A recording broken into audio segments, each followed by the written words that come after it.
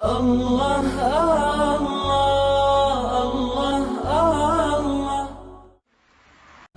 بخاری شریف کی روایت ہے، بنی اسرائیل میں ایک آدمی تھا جو اللہ کا عاشق تھا۔ اس نے دیکھا سمندر میں ایک جگہ ایک پہاڑی کی چوٹی نکلی ہوئی ہے، یعنی پہاڑ تھا سمندر کے اندر اور اس کی چوٹی نکلی ہوئی تھی۔ اس نے اس چوٹی کے اوپر ایک کمرہ بنایا اور اس کا خیال یہ تھا کہ کوئی مجھے ڈسٹرب نہ کرے، میں یکسوئی سے اللہ کی عبادت کروں۔ اور اس کمرے میں اس نے 400 سال تک اللہ کی عبادت کی۔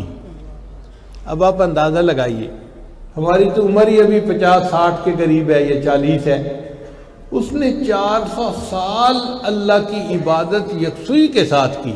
کیسا خوش نصیب انسان تھا۔ پھر اس نے دعا مانگی کہ یا اللہ، اگر یہ ممکن ہے کہ مجھے نماز کے سجدے میں موت آئے تو مجھے نماز کے سجدے میں موت دے دینا۔ بخاری شریف میں ہے کہ اللہ نے اس کی دعا کو قبول کر لیا اور نماز میں سجدے کی حالت میں اسے موت آئی۔ 400 سال عبادت کی اور سجدے کی حالت میں اس کو موت آئی۔ اب اس کی روح جب اللہ کے سامنے پیش ہوئی، اللہ نے فرشتوں سے فرمایا اس بندے کو میری رحمت سے جنت دے جاؤ۔ اس نے کہا رب بعملی، اے اللہ نہیں، میرے عملوں کی وجہ سے، میں نے 400 سال آپ کی عبادت کی ہے اور سجدے میں مجھے موت آئی ہے، تو میرے عملوں کی وجہ سے جنت ملے۔ اللہ نے پھر فرمایا میری رحمت سے جنت دے دو۔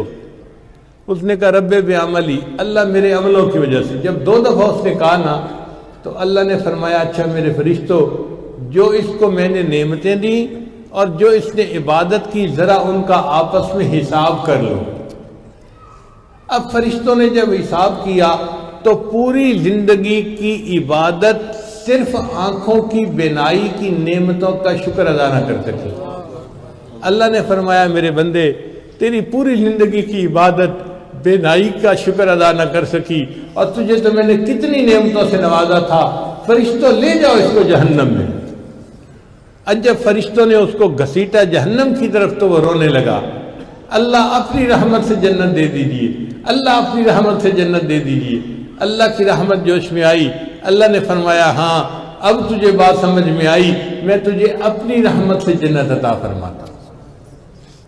نبی علیہ السلام نے ارشاد فرمایا کہ اللہ تعالیٰ نے جنت کو پیدا کیا تو فرمایا انت رحمتی، اے جنت تو میری رحمت ہے، ارحم بک من اشاء، میں جس پر چاہوں گا تیرے ذریعے سے اپنی رحمت کر دوں گا۔